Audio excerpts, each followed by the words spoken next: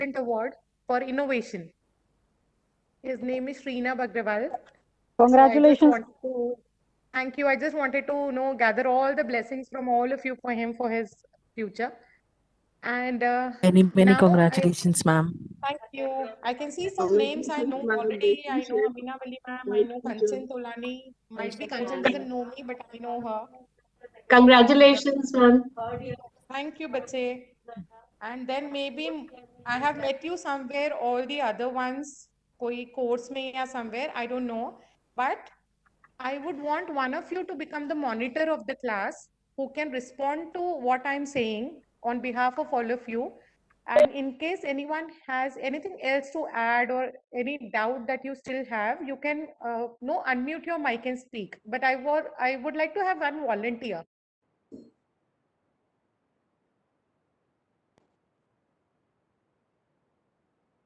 Yeah, anyone interested?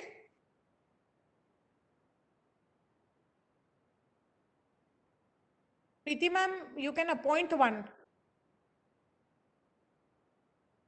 Hello? Can you hear Yes, me? ma'am. Yes, ma'am. Yes, ma'am. Amina Wali, madam. Am I audible to you? Amina Wali. Yes, ma'am. I'm here. Yes. Madam, I am giving the name of Amina Wali, ma'am, as the monitor. Okay.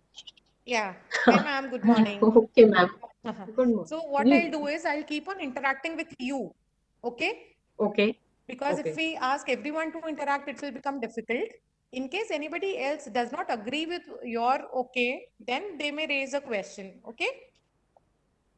Okay, ma'am.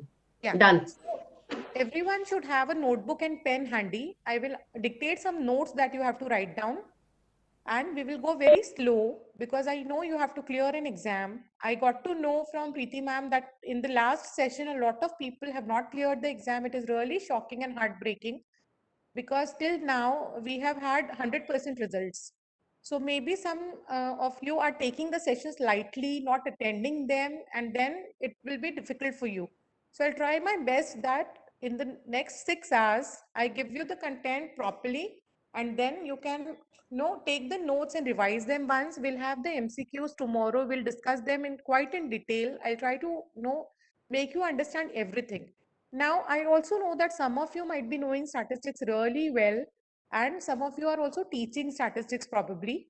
But I'll take as if you are slate zero, you are clean slates, and I will tell everything one by one properly, every concept, every word we'll discuss, and then you can take notes. I'll tell you what to write and when to write. Okay, so keep on listening and writing what I tell. I can guarantee that you will get full marks in statistics. Okay, so we'll start now without losing any time. Anybody wants to say anything before I start? You are free to talk to me for 1 minute. Then we'll start. If you have any apprehensions, अगर आपको चाहिए कि मैं हिंदी में भी बोलूं बीच में, Yes, तो आप ma'am. मुझे We will क्लियरली use. बता सकते हो. Yes, ma'am. We will use mixed language, Hindi and English. Okay, fine. Anybody from the अगर आप में से कोई लिटरेचर बैकग्राउंड से है तो मुझे अभी आपके नाम बता दीजिए. कोई है नीलम लिटरेचर शुक्ला. बैकग्राउंड से? Yes, ma'am. नीलम शुक्ला. नीलम. ओके, और कोई है बेटा? धम्मशील गजबी है. ओके, धम्मशील, नीलम, और बेटा? अच्छा, और कोई किसी को ऐसे लग रहा है कि ये बहुत डिफिकल्ट मुझे जाने वाला है, ऐसा कोई बच्चा है? अपना नाम मेरे को बता दीजिए.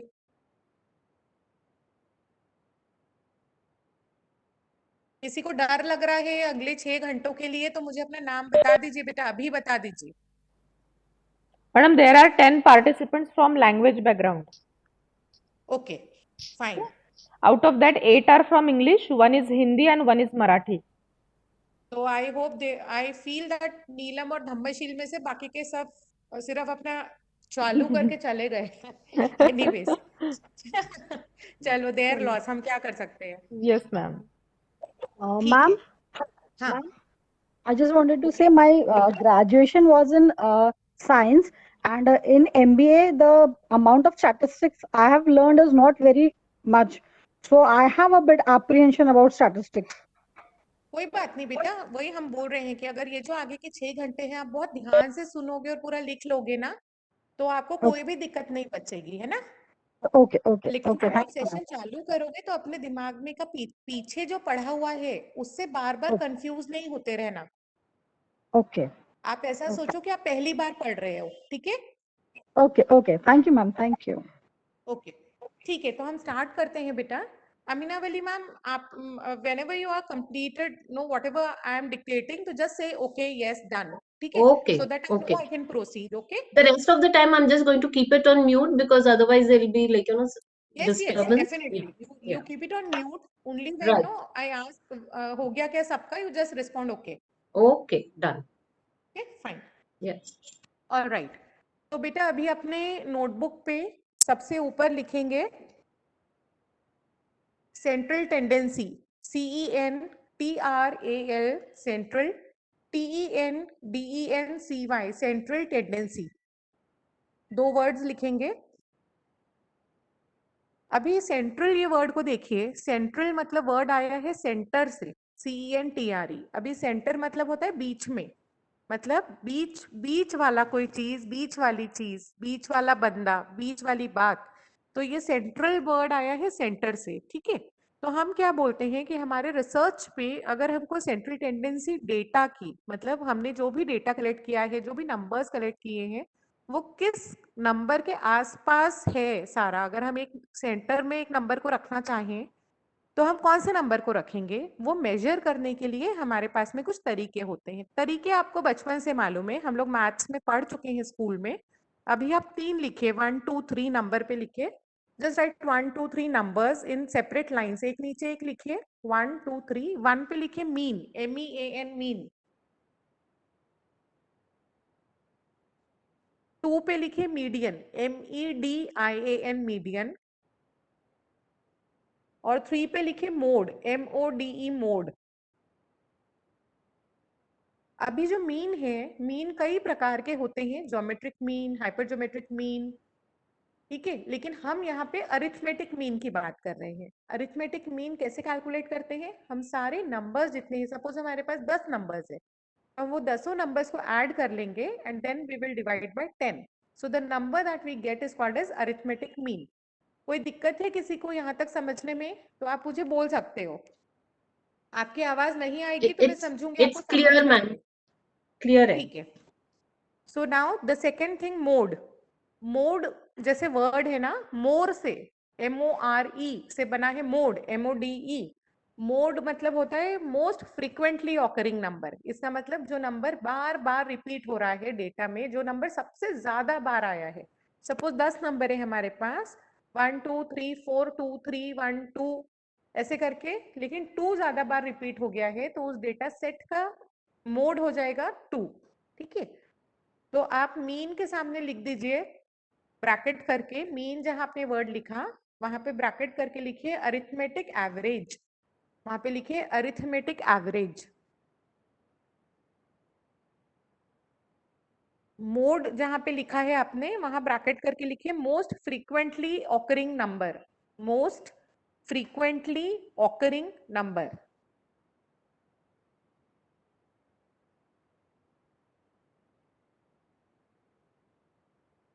उसके बाद थर्ड वाला जो वर्ड है मीडियन, मीडियन वर्ड देखिए, मिडिल, मिडिल। इसमें हम क्या करते हैं, जो भी नंबर्स हमारे पास में है उनको हम असेंडिंग ऑर्डर में लगाते हैं। असेंडिंग ऑर्डर मतलब छोटे से बड़ा, सबसे छोटा नंबर पहले लिखेंगे, सबसे बड़ा लास्ट में, वैसे हम अरेंज कर लेंगे नंबर्स को। ऐसा अरेंज करने के बाद जो नंबर सबसे बीच में आएगा, सपोज हमारे पास 11 नंबर है तो 5 इधर छोड़ दिए, 5 उधर, बीच वाला नंबर। अगर हमारे पास 10 नंबर है तो अब हम क्या करेंगे, तो हमारा बीच में तो कोई नंबर नहीं आएगा, तो बीच वाले 2 नंबर्स को लेके उनको ऐड करके 2 से डिवाइड कर लेते हैं, तो वैसे हमको मिल जाता है मीडियन। तो हो गया मीन, मोड, मीडियन। ये 3 वर्ड्स में से किसी को कोई परेशानी है, नहीं समझा है तो मुझे अभी पूछ लीजिए। Clear. I think it's ठीक, clear, ma'am. Very clear. Okay, thank you, done. अभी हम ये क्यों कर रहे हैं हम देखेंगे। अभी मैं, ये ओपन क्वेश्चन है सभी के लिए और कोई भी आंसर कर सकता है अपना माइक अनम्यूट करके, ठीक है।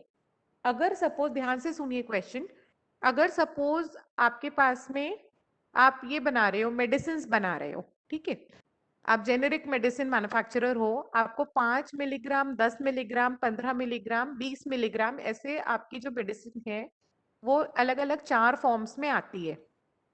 अभी आपके पास में एक फाइनेंशियल क्रंच आ गया है, तो आप अकेली कंपनी तो हो नहीं जो मेडिसिन बना रही है, लेकिन आप फिर भी because you want to survive, आप कोई भी एक वाली मेडिसिन बना सकते हो, मतलब एनी पर्टिकुलर वेट वाली 5 मिलीग्राम 10 मिलीग्राम की आपको एक ही आप बना सकते हो, कोई भी, आपके पास चारों बनाने का पैसा नहीं बचा है, तो आप कैसे डिसाइड करोगे, मीन से, मोड से या मीडियन से, कि आपको कौन सी वाली बनानी है? मोड आपको से। क्वेश्चन समझा? Using the mode, ma'am. Mode. Yes. Everybody clear? Highest क्यों सेविंग बोला सर क्वांटिटी। आपने क्यों बोला कि मोड से करेंगे? जो क्वांटिटी सबसे ज्यादा बेची जाएंगी that would be the mode. Wonderful, exactly. तो जो सबसे ज्यादा बिक रहा है हम वही वाला बना लेंगे, ताकि हमारे मार्केट में इतने लॉसेस भी ना हो। तो ये डिसीजन लेने के लिए यहाँ हम मोड यूज करेंगे। तो इसी तरह से पेजेस ऑफ सेंट्रल टेंडेंसी अलग अलग रिसर्च क्वेश्चंस को आंसर करने के लिए हम यूज करते हैं। यहाँ हमने मोड ले लिया और उसके बाद आगे का डेटा कलेक्ट करेंगे, आगे की डेटा एनालिसिस करेंगे। तो central tendency is the first thing we have to do in data analysis. यहाँ से हम अब आगे जाएंगे। अब आप नोटबुक पे लिखिए measures of dispersion, DISPERSION, measures of dispersion. अब इसके नीचे आप लिखिए 1 पे range, RANGE, number 1 range, RANGE। Number 2 पे लिखिए quartile, QUARTILE, I repeat QUARTILE।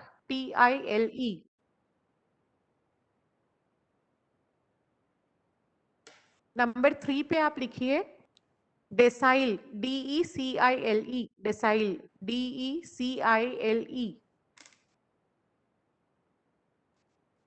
Number 4 पे लिखिए परसेंटाइल, PERCENTILE, परसेंटाइल। नंबर 5 पे लिखिए standard deviation, STANDARD, standard, DEVIATION, deviation, standard deviation. Next लिखिए वेरिएंस, VARIANCE, वेरिएंस, VARIANCE। और लास्ट लिखिए coefficient, COEFFECIENT, coefficient of deviation, DEVIATION, coefficient of variation. उसी I mean, it is also called as coefficient of variation. तो generally कई बार deviation नहीं होके variation होता है, तो सेम थिंग ऑब्लिक करके आप लिख सकते हो कोएफिशिएंट ऑफ वेरिएशन। लिखा बेटा सबने? Yes, ma'am. ठीक है, Yes, अभी आई ma'am. Will explain one by one. इनको आप अभी कुछ लिखेंगे नहीं आगे, हम लोग पीपीटी, एक मैम आपको, प्रीति मैम एक पीपीटी देंगे और मैं वो पीपीटी आपको एक्सप्लेन भी करके दूंगी, उस पर काफी डिटेल में सारी चीजें लिखी हुई है ना, तो हम लोग अभी इनको समझ लेंगे सारी चीजों को। अभी डिस्पर्शन वर्ड आया है, डिस्पर्स, डिस्पर्स मतलब फैलना, बिखर जाना, बिखराव कितना है। अगर सपोज मैं आपको एक सिचुएशन बताती हूँ, this example I give in all my workshops. Suppose आप फर्स्ट फ्लोर पे खड़े हैं और वहां से आपके हाथ में चावल का, एक कच्चे चावल का एक बाउल है, आपने फर्स्ट फ्लोर की बालकनी से नीचे डाला, फिर आप 10th फ्लोर पे चले गए, 10th फ्लोर से आपने नीचे डाला, तो कौन से वाले सिचुएशन में ज्यादा दूर दूर बिखरेंगे चावल?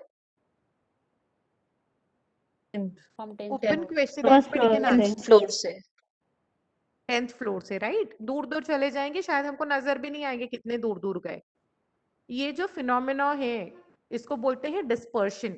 जब दूर दूर जाते हैं तो अगर हम वो चावल के दानों को नंबर्स अगर मान लेते हैं, तो नंबर्स एक दूसरे से काफी डिस्टेंट हैं, दूर दूर हैं। जैसे अगर कोई 2 है, कोई 10 है, कोई 50 है, कोई 100 है, फर्स्ट फ्लोर वाले नंबर्स में इतना डिस्टेंस नहीं होता है, मतलब नंबर्स कैसे रहेंगे 1 2 3 ऐसे आसपास के नंबर्स रहेंगे। ज्यादा डिस्पर्शन है तो ज्यादा दूर दूर नंबर्स हो सकते हैं अगर समांतर डिस्पर्शन है तो।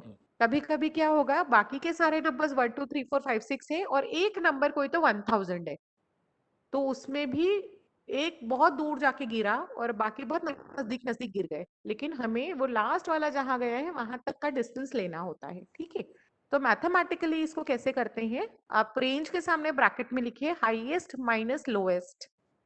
रेंज के सामने ब्रैकेट में आप लिख लीजिए हाईएस्ट माइनस लोएस्ट, मतलब सबसे बड़ा नंबर जो है हमारे पास और सबसे छोटा नंबर जो है उनके डिफरेंस को रेंज बोला जाता है। ठीक है, done. Okay. The next word is quartile. Now this word quartile has come from a word called as quarter. Quarter मतलब 1/4. 1/4 मतलब 25वां हिस्सा। 100 अगर हम ले रहे हैं तो 100 में से 25% इज 1/4। ठीक है, तो जब हम रेंज को 4 इक्वल पार्ट्स में डिवाइड करते हैं तो उसको बोला जाता है क्वार्टाइल। तो आप क्वार्टाइल के ब्रैकेट में लिखो 4 इक्वल पार्ट्स। क्वार्टाइल के ब्रैकेट में लिखो 4 इक्वल पार्ट्स। डेसाइल मतलब जब हम 10 इक्वल हिस्सों पे बांटेंगे तो ब्रैकेट में लिखो डिवाइडेड इनटू 10 इक्वल पार्ट्स, या सिर्फ 10 इक्वल पार्ट्स लिख लो। ये किसको डिवाइड कर रहे हैं हम, रेंज को, जो हमारा छोटे से बड़े नंबर तक हमने सारे नंबर लाइन पे लिख दिए और फिर उस नंबर लाइन को हम 4 इक्वल हिस्सों में बांट रहे हैं, 10 इक्वल हिस्सों में बांट रहे हैं। वैसे ही परसेंटाइल पे लिखेंगे 100 इक्वल पार्ट्स। 100 equal parts. यहां तक कोई परेशानी बेटा किसी को? No, यहाँ ma'am. तक कोई? ठीक है, अब अगला वर्ड जो है ना स्टैंडर्ड डेविएशन, उसको ध्यान से सुनेंगे। एक्चुअली ना मेरे पास चॉक बोर्ड रहता है तो मुझे बहुत अच्छा लगता है पढ़ाने के लिए, लेकिन अभी तो पॉसिबल नहीं है, तो आप ध्यान से एग्जाम्पल सुनिए। आपका नॉर्मल ब्लड प्रेशर होता है 120/80, करेक्ट? अभी अगर आपका ब्लड प्रेशर उससे ज्यादा होता है या उससे कम होता है तो हम क्या बोलते हैं कि नॉर्मल नहीं है, we say that it is higher और लोअर।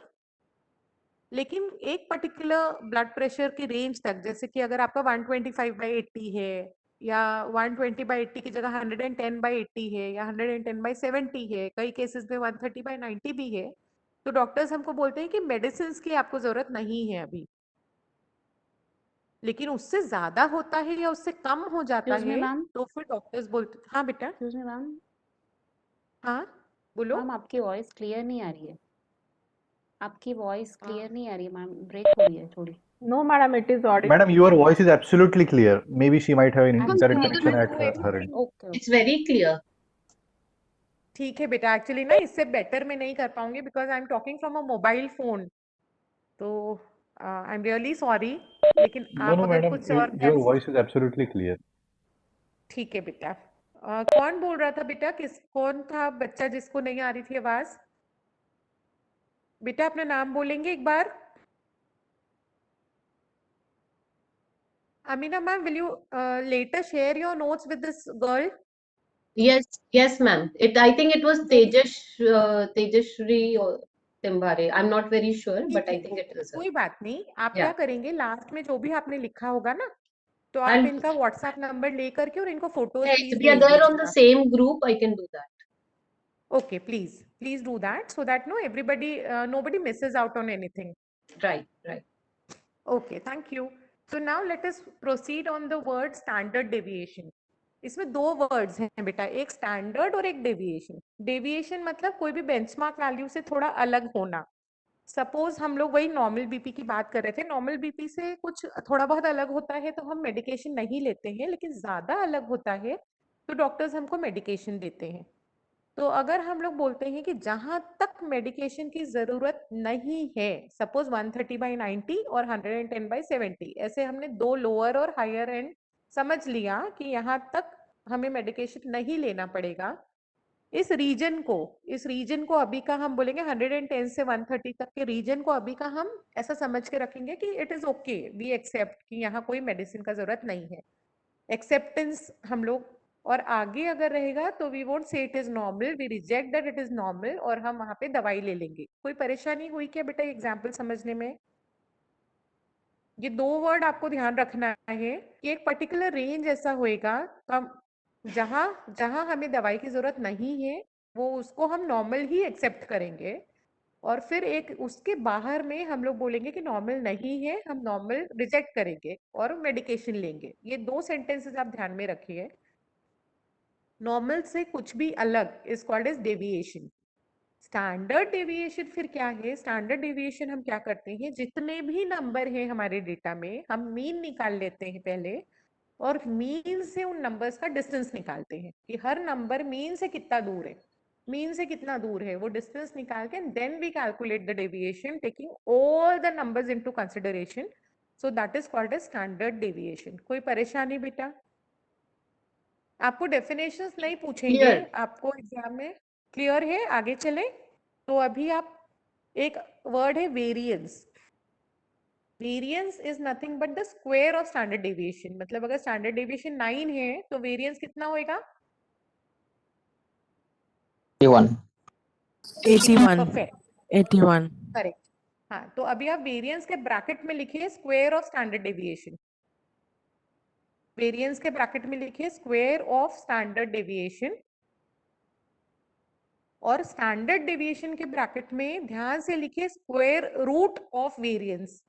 स्टैंडर्ड डेविएशन के सामने ब्रैकेट में लिखिए square root of variance.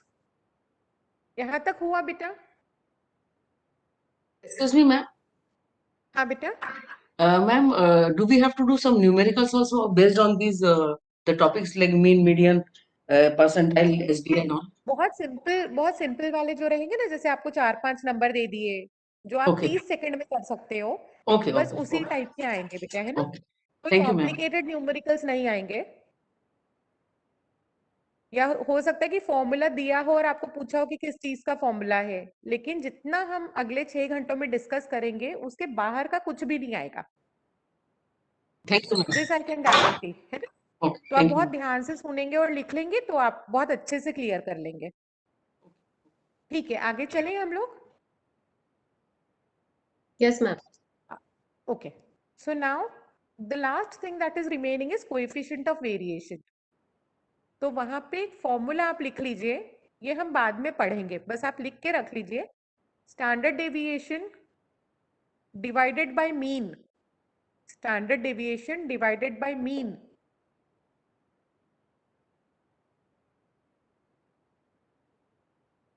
Multiplied by 100। मतलब स्टैंडर्ड डेविएशन अपॉन मीन को पूरे को 100 से मल्टीप्लाई कर रहे हैं। ये इसलिए करते हैं कि we convert it into a percentage. तो उसमें लिख दीजिए standard deviation divided by mean multiplied by 100। अभी सिर्फ इतना लिख लीजिए, when I come to it I will explain. अच्छा, अभी ये हम लोग बहुत स्लो गए अभी क्योंकि ये बेसिक चीजें थी। Now I will go little faster क्योंकि we need to cover a lot of syllabus. So before we start move to some different things, just let me have a quick recap. हमने 2 कौन सी चीजें पढ़ी अभी? Measures Tendency. काय के पढ़े? Central tendency and measures of dispersion, ma'am. Perfect. Central tendency में 3 हमने क्या पढ़ा? Mean, median and mode. Mean और median and mode. Perfect. Dispersion में हमने क्या क्या पढ़ा? Ma'am, range, quartile, decile, percentile, standard deviation, variance and coefficient of variation. Perfect. अभी मुझे एक बात बताइए कि बहुत तो देखिए एकदम से तो मिराकल नहीं है ना कि आपको समझ जाएगा, लेकिन शब्दों के मतलब समझ में आए क्या? I am not saying that you Yes, will be ma'am. Able to write a book on statistics, लेकिन थोड़ा बहुत ध्यान में आ गया क्या? Yes, आगे ma'am. चले? Are you all yes comfortable? किसी को Clear. स्पीड ज्यादा कम कुछ और ऐसा चेंज करना है तो अभी बोल दीजिए। नाउ आई एम मैम आपका starting the real explanation topic. बहुत इजी और बहुत अच्छा है मैम। ओके वेरी बेटा, नाइस थैंक यू। मैम। चलिए अभी नेक्स्ट लिखिए types of data. Types of data, DATA। उसमें आप फर्स्ट लिखिए discrete, DISCRETE, DISCRETE, discrete data. Second number पे लिखिए continuous data, CONTINUOUS, continuous data, continuous data. और थर्ड लिखिए कैटेगोरिकल डेटा, CATEGORICAL,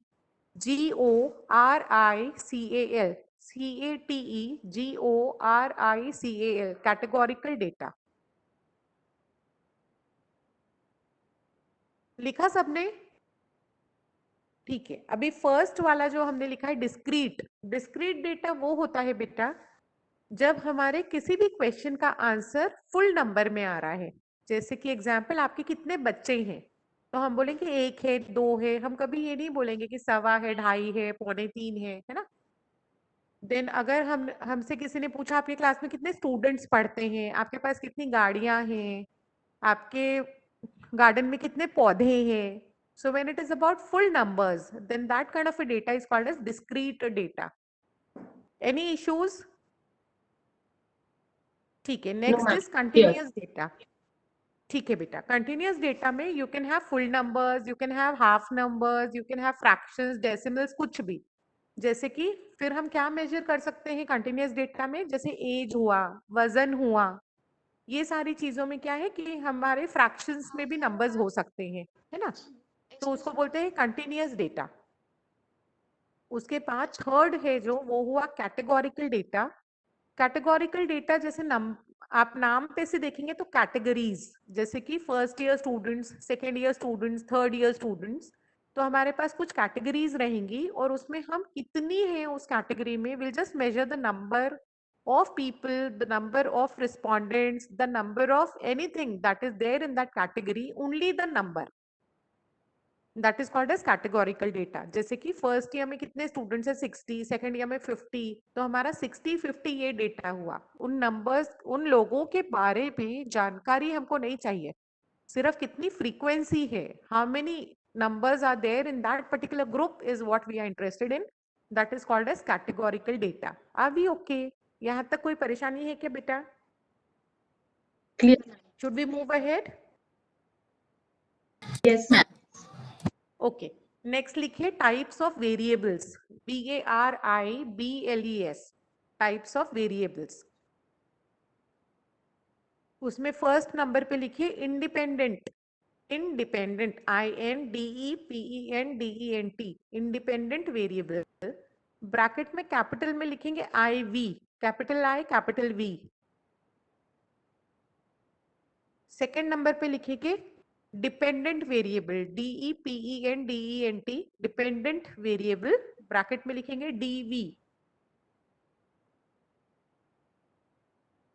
और थर्ड नंबर पे लिखेंगे mediating, MEDIATING, mediating variable, bracket में लिखेंगे कैपिटल MV। मीडिएटिंग वेरिएबल को ही मॉडरेटिंग वेरिएबल भी बोला जाता है, लेकिन अभी will just right mediating. I'll just give you an example explaining all the three variables and then you can give me some examples, right? तो पहले मैं एक एग्जाम्पल बोल रही हूँ, I'll explain कि कौन सा इंडिपेंडेंट कौन सा डिपेंडेंट है बाद में। I'm just giving you an example कि एक बच्चा है, वो जितनी मेहनत करता है, जितनी पढ़ाई कर रहा है, उसके हिसाब से उसका परफॉर्मेंस रहेगा। So Ma'am, performance is dependent and एक मिनट बेटा, let me complete my example, है ना। तो अभी एक बच्चा जो पढ़ाई कर रहा है, हम लोग उसको नंबर ऑफ आवर्स में अभी का गिन रहे हैं कि the number of hours he is investing, his performance is like that. Now I am saying कि वो जिस रूम में बैठा हुआ है, उसी रूम पे हमने बहुत लाउड म्यूजिक चला दिया, सो उसके परफॉर्मेंस पे क्या असर हो रहा है, दैट विल सी। तो अब मुझे बताइए कि इंडिपेंडेंट कौन सा, डिपेंडेंट कौन सा और मीडिएटिंग कौन सा? The independent variable would be the music, because that we are going to change and see how it affects the others. No. ma'am, Anybody number else? of hours I think, ma'am, result will be like performance will be dependent, number of hours will be independent and music Perfect. will be mediating, ma'am. Perfect. Independent variable ये होता है, आप ध्यान से समझ लेंगे, जिसके वजह से main result we are saying कि there is one main cause for the main result. So if he doesn't study at all, there will be no performance. ठीक है. So without the mediating variable, पहले हमको mediating नहीं सोचना है, पहले देखना है कि क्या कर रहा है और उससे क्या हो रहा है. तो क्या कर रहा है? पढ़ाई कर रहा है, उससे क्या हो रहा है? परफॉर्मेंस आ रहा है. तो जो कर रहा है वो हो गया इंडिपेंडेंट, जो हो रहा है वो हो गया डिपेंडेंट, और फिर एक मीडिएटिंग वेरिएबल आ गया बीच में, म्यूजिक. अभी म्यूजिक से परफॉर्मेंस गड़बड़ हो रहा है, लेकिन म्यूजिक को खुद को कुछ नहीं हो रहा है. So it is similar to a catalyst in chemistry कि it no helps in the reaction but it doesn't get affected. ठीक है. तो music becomes the mediating. Are we clear? अभी कोई मुश्किल है किसी को? Yes, ma'am. Now it's clear. Okay, so any other example now? I don't want a mediating variable, just tell me cause and effect. मुझे बस इंडिपेंडेंट डिपेंडेंट का example बताइए कोई भी. Sales and advertising expenses. Perfect. Anybody else?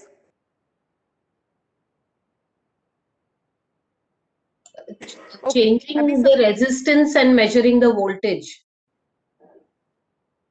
V is equal to change IR. in resistance will affect the voltage. Voltage. So if you change the resistance, the voltage will be okay. And even the Sales current.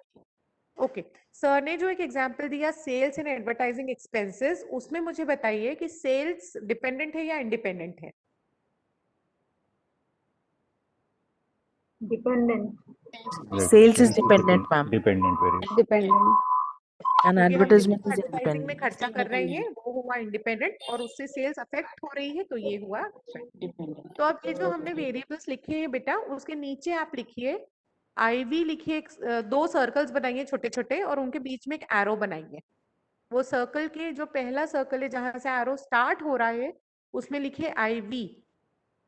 जहां arrow का खत्म हो रहा है वहां पे लिखिए DV, और एरो के ऊपर लिख दीजिए MV. So your IV is the cause, your DV is the effect, and MV is the mediating variable. यहाँ हम लोग प्रीति मैम एक 2 मिनट का पॉज लें क्या? Yes madam. ठीक है. So will join back in 2 minutes. You आप लोग मीटिंग यहीं पे चालू रहने दीजिए. Will just take a break of 2-3 minutes and will join again. Okay.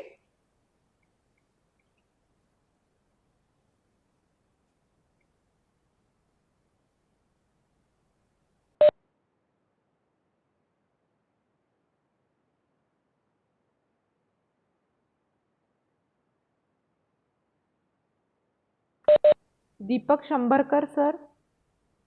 Are you there? Deepak Shambarkar.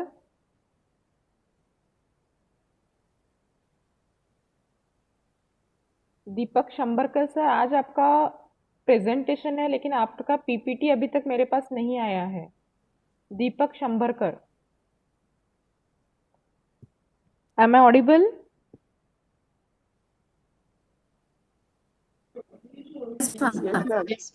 Okay. There are few participants who have not yet submitted their PPTs.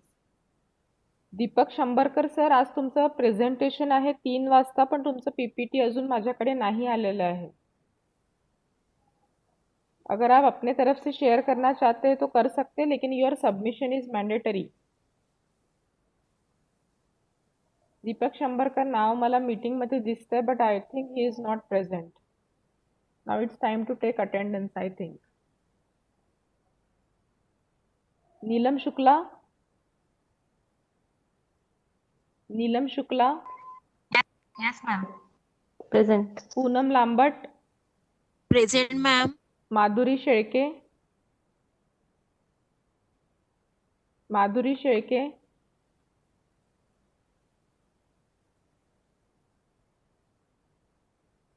Deepak Shambarkar sir, आपने chat box में लिखा है that you are present but your PPT is not yet submitted. Kindly send your PPT before 3 PM. Actually मेरी तबीयत खराब थी madam, इसलिए नहीं बना पाया मैं. आज प्रेजेंटेशन है तो क्या करने वाले हैं फिर आप? सर मैंने कल मैसेज सेंड किया था रात को कि मेरी तबीयत खराब होने के कारण मैं पीपीटी नहीं बना पाया, तो मैं डे आफ्टर टुमारो सेंड कर दूंगा ऐसे बोला था. आज सेमिनार है तो आज सेमिनार नहीं देंगे क्या आप? अब्सेंटी सॉरी मैम, आज सेमिनार में नहीं दे पाऊंगा मैं. नहीं, आपके रिसोर्स पर्सन तो आज ही आएंगे ना, इवैल्यूएटर जो है वो। उसके बाद आपका इवैल्यूएशन कौन करेगा? आपके सब्जेक्ट एक्सपर्ट तो आज ही आने वाले हैं। 3 बजे तक पीपीटी बनाइए और प्रेजेंटेशन दीजिए, अदरवाइज अब्सेंट ही लगेगी आपकी। आपका सैंपल मैं इवैल्यूएट नहीं करूंगी, आपके सब्जेक्ट एक्सपर्ट इवैल्यूएट करेंगे। टॉपिक कौन से टॉपिक पर बनाना है मैम? आज आप मुझे पूछ रहे हैं कि कौन से टॉपिक पे पीपीटी बनाना है? एक्चुअली मेरी तबीयत 2 दिन से खराब थी मैम, इसलिए मैं नहीं इतना ये नहीं दिखा। अपना कोर्स कब चालू हुआ सर? कौन से डेट पे कोर्स चालू हुआ? 21 तारीख को, और 21 तारीख से ही मैं इंस्ट्रक्शंस दे रही हूँ कि पीपीटी किस पे बनाना है और रिपोर्ट किस पे सबमिट करना है। 3 बजे तक आप पीपीटी सबमिट करिए और अपना प्रेजेंटेशन दीजिए, अदरवाइज अब्सेंट ही लगेगी, जिसमें 20 मार्क आपके मार्कशीट में ऐड नहीं होंगे। So that's it from my side. Now you take your task and complete it by 3 p.m. Tinu madam, you have to continue. Excuse me, ma'am. Okay. Madhuri Shaikh is present, ma'am. Yes. Okay, fine. Yes, ma'am, please continue. All right. और ma'am So we have हमारी seen. Screen नहीं दिख रही। Hello ma'am. सब लोग अपना mic mute कर दीजिए बेटा, मुझे बहुत डिस्टरबेंस लग रहा है 2-3 लोगों का। प्लीज आप बंद कर दीजिए माइक। अच्छा, we will continue. We have seen the measures of central tendency, the measures of dispersion. We have seen types of data. We have seen types of variables. Now write down measurement scales. MEASURE, MENT, measurement scales. SCALES, measurement scales. उसमें आप 4 लिखिए, 1 2 3 4। First पे लिखिए nominal, NOMINAL, nominal, NOMINAL, nominal scale. Second पे लिखिए ordinal scale, ORDINAL, ordinal scale.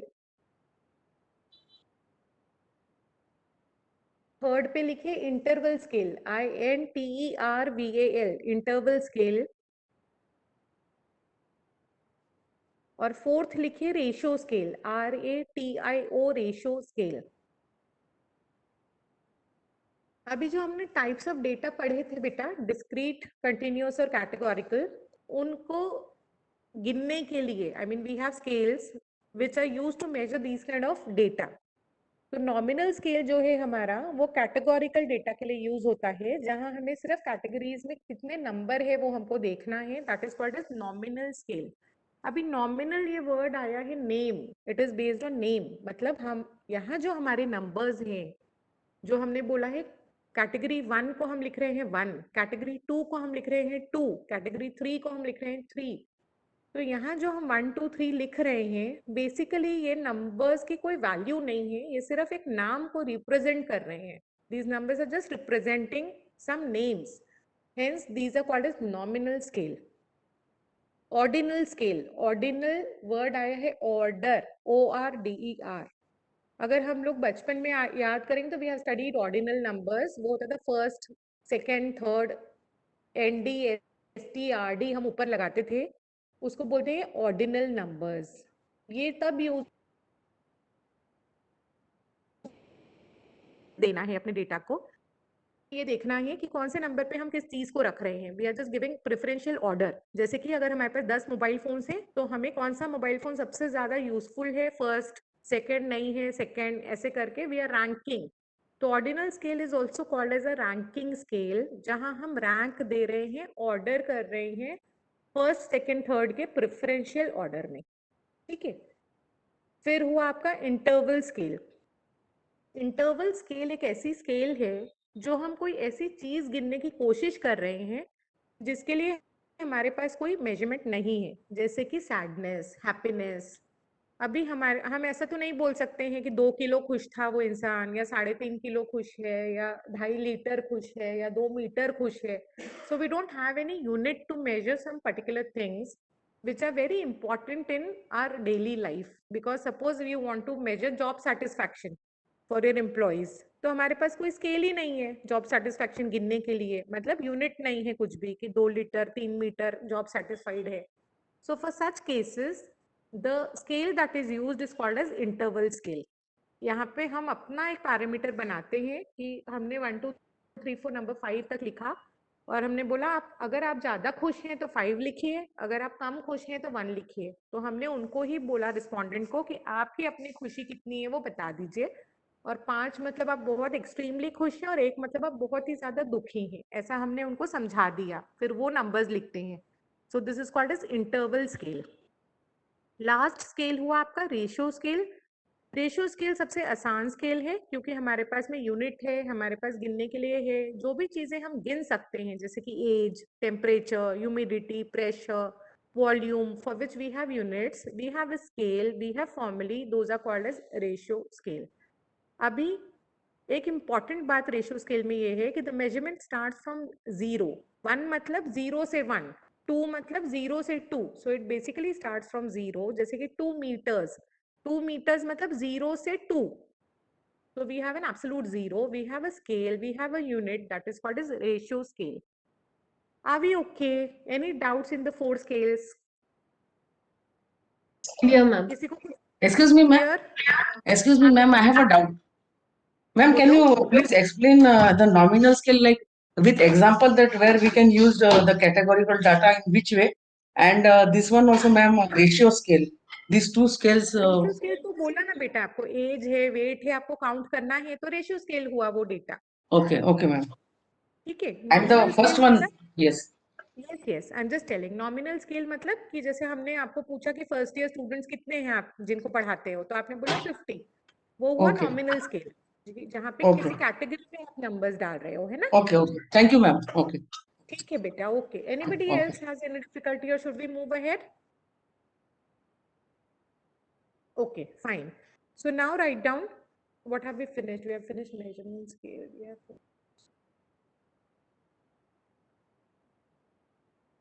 okay. So now let me take one very important topic, and then we'll come to some simple topics. अगर कुछ छूट गया है तो we'll see later. Okay. एक छोटा सा टॉपिक और ले लो before we move ahead. Write down descriptive statistics. DESCRIPTIVE.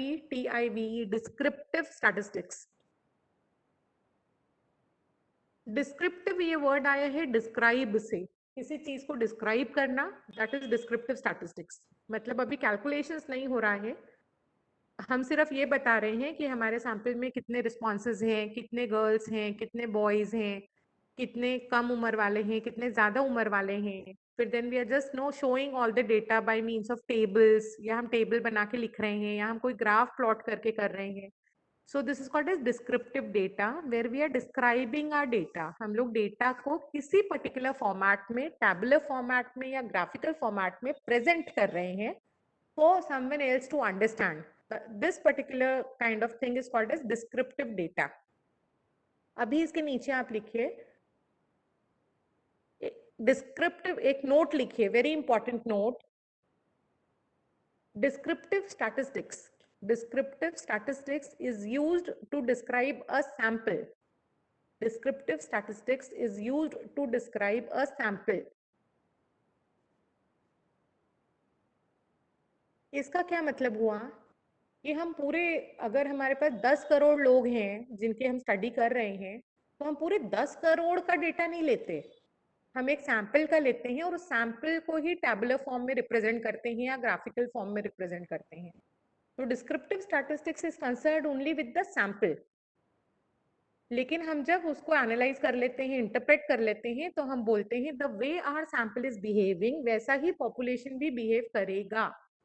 So we go from descriptive to another statistics called as inferential, but right now descriptive describes the sample. Now write down graphs oblique charts. कितने types के, types of graphs oblique charts जो हम describe करने के लिए use करते हैं, उनका आप नाम लिख लीजिए। और ये स्लाइड पे पूरा डिटेल में दिया हुआ है, तो वो आप स्लाइड पे आराम से पढ़ सकते हो। आप नाम अभी लिख लीजिए। Bar graph, first number is bar graph, second is histogram, HISTOGRAM, second is histogram. Third is pie chart, PIECHART, pie chart. Fourth is ogive curve, OGIVE, ogive, CURVE, curve, ogive curve. Hello, ma'am. हाँ बेटा, Ma'am, we are unable to see your slides, ma'am. I am not showing any It, slides it right is. now. Oh, okay, ma'am. Okay, ठीक है. Yes, ma'am. Fourth वाला लिखो, ogive, OGIVE, ogive curve. Fifth वाला लिखेंगे scatter plot, SCATTER, scatter plot. Sixth पे लिखेंगे dot plot, DOT dot plot.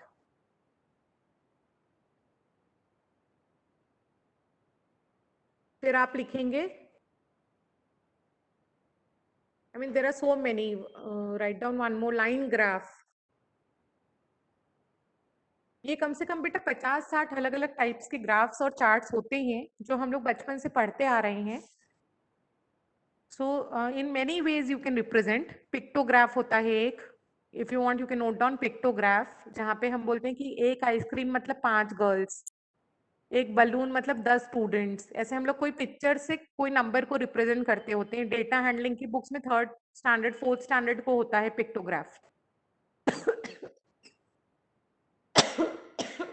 Sorry. So these are all the different ways in which we can represent the data. So when you are representing a data in the form of a table or a graph, it is called as descriptive statistics. अभी एक बहुत important topic हम लोग ले रहे हैं, तो आप बहुत ही ध्यान से सुनेंगे और उसके डायग्राम्स में आपको दिखाऊंगी, क्योंकि बिना डायग्राम्स के आप समझ नहीं पाएंगे. So I will show the diagrams after 12:30. हम लोग एक सेशन में पूरा PPT देखेंगे. अब ये आप नोट डाउन करते जाइए. टॉपिक डालिए normal distribution curve.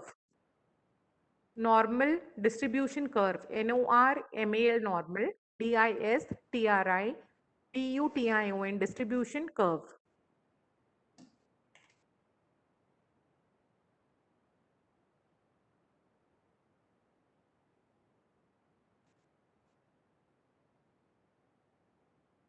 Normal distribution curve में बिना डायग्राम के आपको थोड़ा सा समझाने की कोशिश करती हूँ.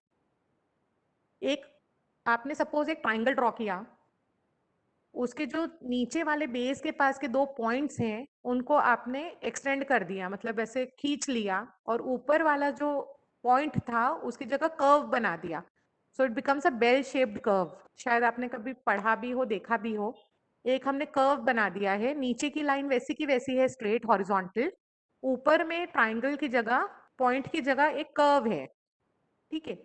तो क्या होता है, जैसे ट्राइंगल के 2 पॉइंट्स हैं, वैसे इस कर्व की 2 टेल्स बन जाती है. 2 साइड से खींचा है हमने, इसलिए 2 टेल्स बन जाती है. तो नॉर्मल डिस्ट्रीब्यूशन कर्व जो होती है, उसमें बीच में आपको, मैं अगर सपोज आपने गेहूं डाला बहुत सारा जमीन पे, तो कैसा एक हीप बनता है ना, चारों तरफ से गोल और ऊपर से उठा हुआ. ध्यान में आया क्या आपके?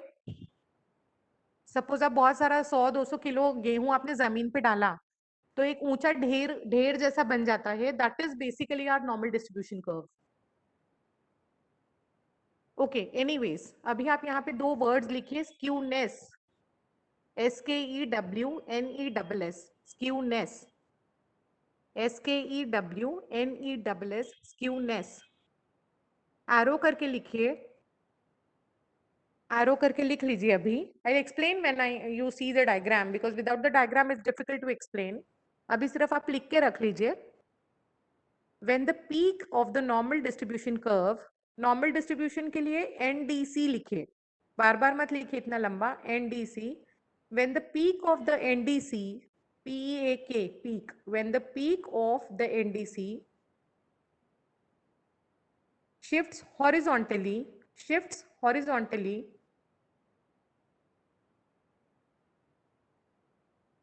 either to the left or to the right, either to the left, EITHER, either to the left or to the right, या तो लेफ्ट में या तो राइट में, either to the left or to the right, comma, we get a skewed curve,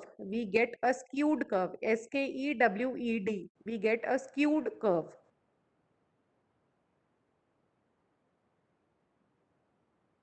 next point लिखिए kurtosis, KURTOSIS,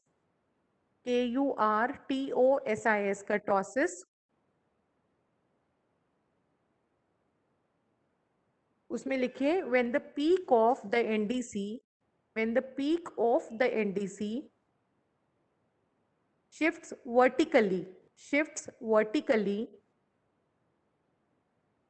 either up or down,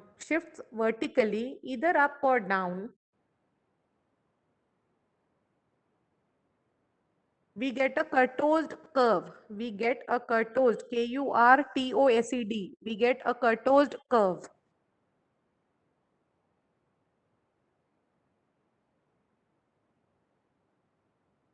अभी note लिखिए, एक note. Ma'am, could you please repeat it, ma'am? Beta, what? Hello. Both the things? Ma'am, Skewness this, and kurtosis? yes, ma'am, please, ma'am. Okay, I'll just repeat. Okay, skewness is when the Yes. peak of the NDC shifts either to the right or left horizontally. It is called as skewness. All right. Okay. But when the peak shifts vertically up or down, अगर peak ऊपर या नीचे जा रहा है vertically, तो उसको बोलते हैं kurtosis. अगर sideways जा रहा है, तो उसको बोलते हैं skewed. आपको समझ में आया क्या? Yes, ma'am. ठीक है. वैसे ना अमीना मैम आपके ग्रुप में फोटोज डाल देंगे जो भी लिख रहे हैं ना हम लोग. Yes, ma'am. Yes, ma'am. तो आप अपना Okay, रीचेक कर सकते हैं. लेकिन ऐसा Okay, मत ma'am. समझिए कि वो फोटोज डाल देंगे तो आप लोगों को लिखना नहीं है. When I will No, not no, ma'am. allow I'm her to noting give the it. photos. No, ma'am. No, I'm not you. noting I'm it talking. everything. नहीं बेटा, नहीं आपको नहीं बोल Yes, रही. ma'am. Generally I am Okay. Saying. क्योंकि फिर Yes, कैसे yes, लगता है ma'am. स्टूडेंट को, अरे वो तो फोटोज डालने ही वाले हैं, फिर हम क्यों लिखे. Yes, ma'am. Yes, लेकिन ma'am. जब समझाते वक्त आप लिखते हैं तो आपको ज्यादा समझ में आता है और एग्जाम के समय ध्यान में रहता है. Definitely, ma'am. ठीक है ना. Yes, तो ma'am. चले Thank you, आगे ma'am. चलते हैं हम लोग. नोट में हम लोग लिखेंगे if skewness is equal to का साइन देके लिखे 0. if skewness is equal to 0, comma kurtosis is equal to 0. जब कर्व ना तो skewed है और ना ही kurtosed है, मतलब वो perfectly normal है. So if skewness is equal to 0, comma kurtosis is equal to 0, we get a normal distribution curve. We get a normal distribution curve या फिर NDC लिख सकते हो आप. We get NDC.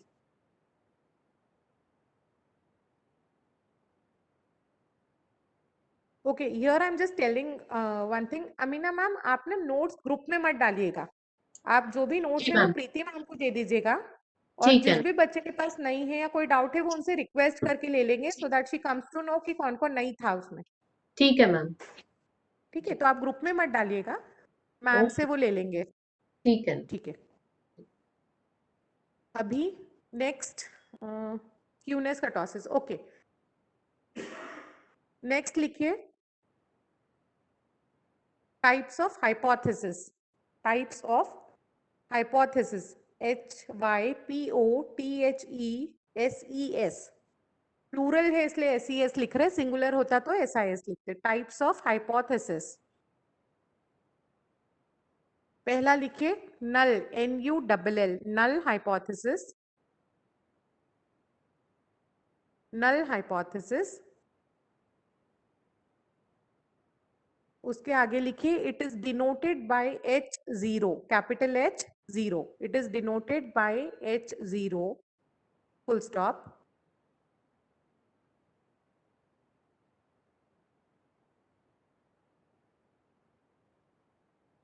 It is represented by a normal distribution curve. It is represented by a normal distribution curve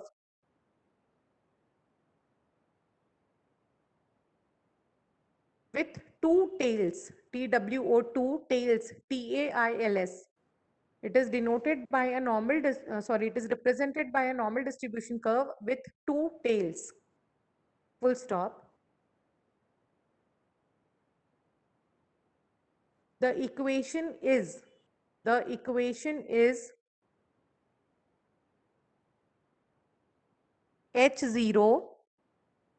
H0 के सामने दो dot रहते हैं, उसको इंग्लिश में बोलते हैं कोलॉन. दो डॉट H0 कोलॉन, दो डॉट्स बनाएंगे. म्यू का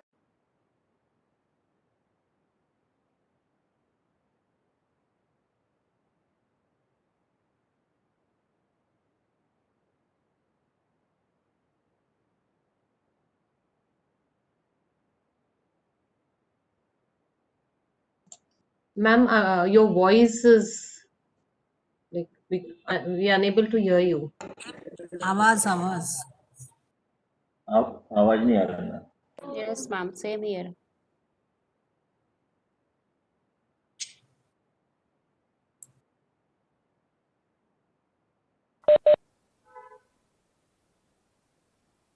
Hello, Tinu madam. You are not audible.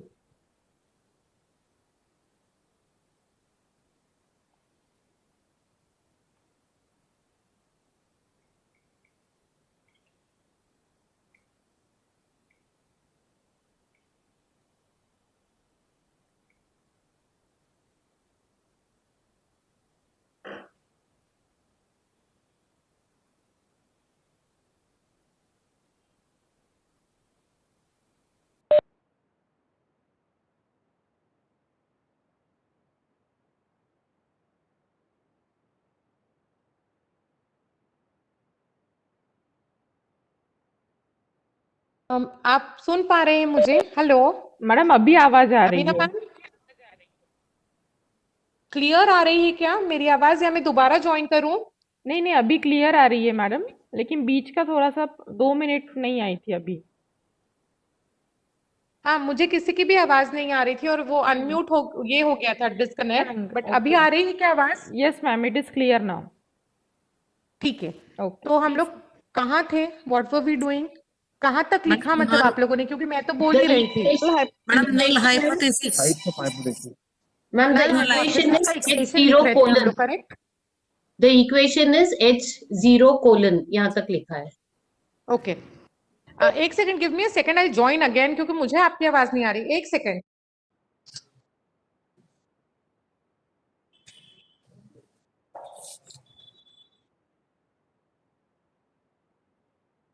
और उसके सामने μ1 इज इक्वल टू μ2 लिख लीजिए। जिसको नोटेशन नहीं समझ में आ रहा है पीपीटी पे देख पाएंगे, या फिर आप लिखिए a is equal to b।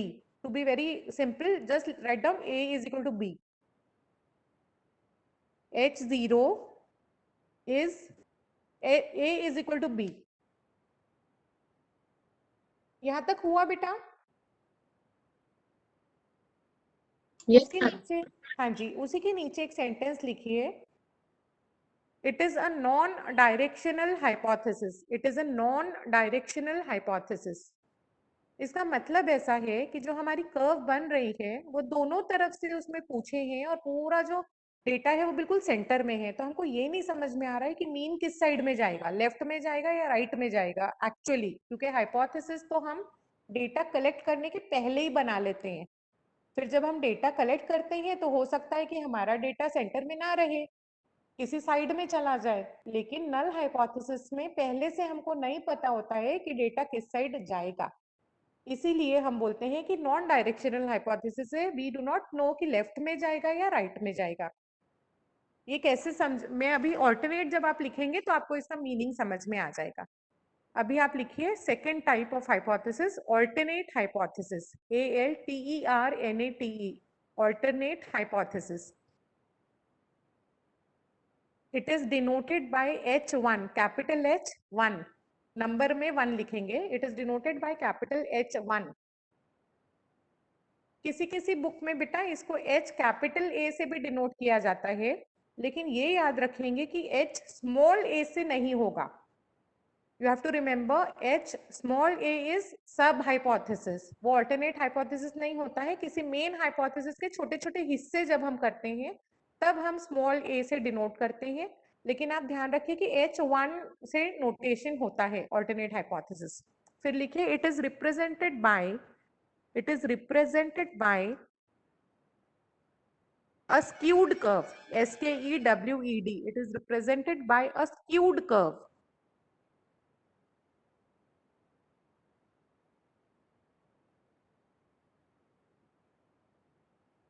फिर उसके आगे लिखिए, बेटा मुझे एक बार बताएंगे कि नल में मैंने 4 पॉइंट कौन से लिखवाए? एक्चुअली मैं सामने कुछ नोट्स नहीं, I am just dictating from my own mind. तो एक बार बताएंगे 4 पॉइंट क्या लिखे हमने?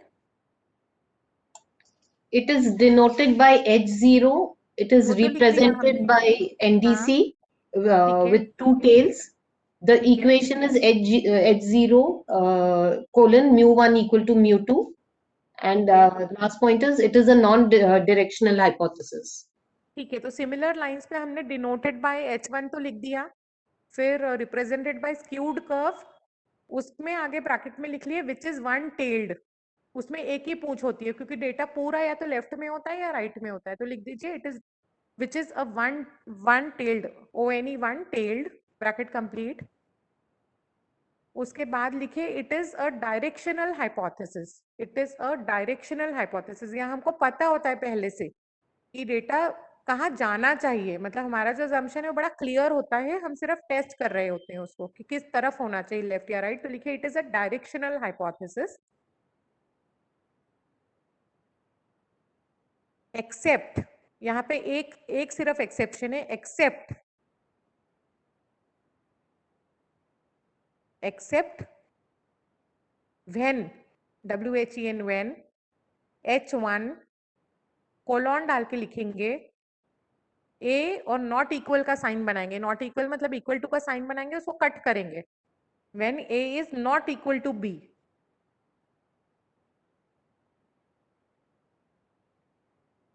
सिर्फ जब हमारे पास हमको ये पता है कि दोनों इक्वल नहीं है लेकिन ज्यादा है या कम है ये नहीं मालूम है, तब वो डायरेक्शनल नहीं रहेगा। नीचे लिखिए for the rest of cases H1 colon A is more than B and H1 colon A is less than B।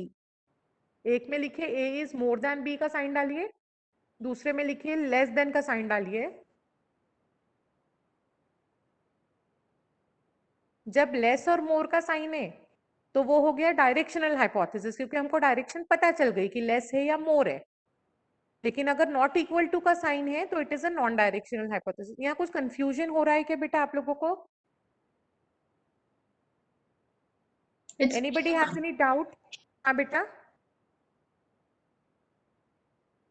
Clear है क्या? हाँ बोलो, Excuse me. When you said बोलिए। that in the exception, A is not equal to B, and हाँ for the rest of the cases, either B is greater than A or A is greater than B. So when we say A is not equal to B, so naturally one of the two will be greater. या but we do not know which, पहले से नहीं मालूम है हमको। Less than और more than में हमको पहले से मालूम है कि डेटा किस तरफ जाता है। जैसे कि I give you an example here to explain all the 4 cases, है ना। तो Okay, ma'am. जब हम बोल रहे हैं, सपोज हमने बोला कि एक पर्टिकुलर गांव है इंडिया का, सपोज वहां पे लड़कियों को पढ़ने नहीं दिया जाता है, तो हमको मालूम है कि वहां स्कूल्स में लड़के ज्यादा मिलेंगे आपको, लड़कियां इक्की दुक्की मिलेंगी या नहीं भी मिलेंगी। तो जब हम ऐसे कहीं स्टडी कर रहे हैं जहां हमको पहले से मालूम है कि बॉयज विल बी मोर, तो वो हो जाएगा मोर देन का sign, a is more than b. Similarly at the same time will have girls are less, या किसी और केस में विल हैव कि हाँ ये चीज लेस है। या फिर सपोज हम लोग पैडी प्रोडक्शन की बात करें, राइस का प्रोडक्शन, तो विल से कि इन पर्टिकुलर स्टेट्स में ज्यादा होगा और यहाँ पे इन पर्टिकुलर स्टेट्स में कम होगा। तो we know already on a population में कैसा प्रेजेंस है वो हमको पहले से मालूम होता है, उसका जम्पशन लेके हम अपने सैंपल को देख रहे होते हैं। So we know how it is going and we just test it for a sample to find whether हमारे पर्टिकुलर सैंपल में उससे कुछ अलग मिलता है क्या। ठीक है, सो लेस देन और मोर देन के साइंस वहां से आते हैं। लेकिन कई केसेस में हमको ये पता होता है कि कहीं कहीं ये चीज ज्यादा है किसी पर्टिकुलर जोग्राफिकल रीजन में, किसी दूसरे पर्टिकुलर जोग्राफिकल रीजन में वो चीज ज्यादा है। तो ऑन द होल हम ये नहीं बोल सकते कि ज्यादा है या कम है, तो वहां हम लोग नॉट इक्वल टू का साइन लेते हैं। थोड़ा Ma'am, it समझ is में आ clear रहा है now. कि बेटा? Yes, ma'am. Very समझा clear now. अभी? Yes, ma'am. Okay, Thank you, ma'am. Actually क्या है बेटा, स्टैटिस्टिक्स जो है ना बहुत ही वास्ट सब्जेक्ट है। Yes, और yes, अगर ma'am. आप मुझे पूछोगे कि मैम आप कब से पढ़ रहे हो, तो it has been 19 years now कि मैं पढ़ रही हूँ और अभी भी कंप्लीट नहीं हुआ है। तो थोड़ा सा कैसे ना 6 घंटे में मैं कोशिश कर रही हूँ कि जितना भी बता दूं आपको वो सारा क्लियर हो, सिंपल हो, है ना। तो Thank you, जब ma'am. आप स्टार्ट की बुक उठाएं तो आपको मजा आए पढ़ने में। ठीक है, कोई बात नहीं, हम आगे चलते हैं। अभी हम ये वाला जो एक पोर्शन लिखा ना बेटा हमने, इसमें आपके 10 MCQs बनते हैं और आ सकते हैं एग्जाम में। मैं रिपीट करती हूँ सारा, ध्यान से आप लोग सुनिए। एक तो 4 इक्वेशन होते हैं, एक में इक्वल टू का साइन है। जहां इक्वल टू का साइन है वो कौन सा हाइपोथेसिस हुआ, नल या ऑल्टरनेट? मैम नल नल एक hypothesis. बात ध्यान रखेंगे, इक्वल टू का साइन मतलब कौन सा हाइपोथेसिस, नल हाइपोथेसिस। या आपको नल हाइपोथेसिस पूछा तो कौन सा साइन, इक्वल टू का। ऑल्टरनेट में कौन से साइन आ गए, 3 साइन, नॉट इक्वल, लेस और मोर। यहां तक कोई परेशानी है? No ma'am. ठीक नो है। मैम. अब दूसरा यहाँ एमसीक्यू बनता है कि इक्वल टू और नॉट इक्वल टू, ये जो दो साइन है इक्वल और नॉट इक्वल, ये दोनों भी हो गए टू टेल्ड। ये दोनों कौन से हो गए, टू टेल्ड। To tailed. और लेस और मोर वाला कौन सा हो गया, वन टेल्ड। ये One सब tailed. पीपीटी में होगा आपके पास, ठीक है, परेशान मत होइएगा। अगर लेस और मोर है तो वन टेल्ड है, हमको मालूम है कि डेटा किस तरफ जाएगा, एक ही तरफ पूंछ रहेगी। इक्वल टू और नॉट इक्वल हो गए टू टेल्ड, ये दूसरी चीज हो गई, ठीक है। तीसरी चीज है डायरेक्शनल और नॉन डायरेक्शनल। तो जो टू टेल्ड है वो नॉन डायरेक्शनल और जो वन टेल्ड है वो डायरेक्शनल। मतलब लेस और मोर का साइन है तो डायरेक्शनल और इक्वल नॉट इक्वल है तो नॉन डायरेक्शनल। समझा क्या बेटा आपको? Yes, ma'am. अभी हम लोग एमसीक्यूज करेंगे ना, मैं आपको फिर से रिवाइज कराऊंगी और जब भी हम स्लाइड्स देखेंगे तो फिर से रिवाइज कराऊंगी। तो कल जब हम क्लास खत्म करेंगे 1:30 को, तब तक आपको पूरा क्लैरिटी आ जाएगा इस चीज पे। तो आप कहीं भी घबराइएगा मत। I will be there for you till the end, till every one of you understands everything, ठीक है। आगे चलें क्या अभी का, for the time being should we move ahead? Yes. Good. अभी लिखेंगे हम लोग। अच्छा मुझे बताइए, आपको अभी ब्रेक चाहिए कि 12 बजे ब्रेक लेते हैं 5-10 मिनट का? 12 बजे आपका मैम। क्या टाइम है ब्रेक का? हाँ बेटा 12 बजे। ठीक है, तो हम 12 बजे ब्रेक लेंगे। अभी एक छोटा सा कंसेप्ट और कर लेते हैं।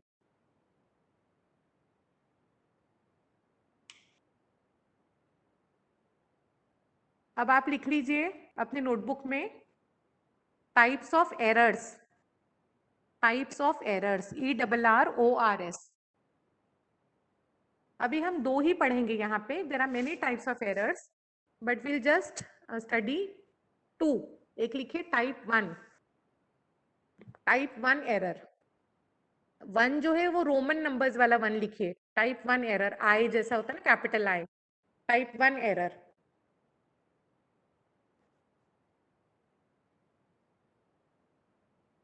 उसमें आगे लिखिए it is denoted by alpha. Alpha, alpha मतलब कैसा, क्रॉस का साइन होता है, मैं दिखा दूंगी आपको पीपीटी पे। It is denoted by alpha. आप ALPHA लिख लीजिए जिसको नोटेशन नहीं पता है। It is denoted by alpha. Second लिखिए type 2 error. Type 2 error, it is denoted by beta.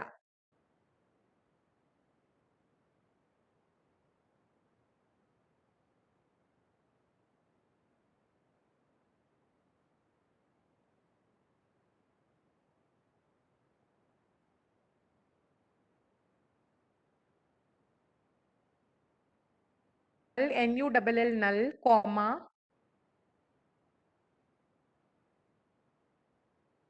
comma rejected, null true rejected।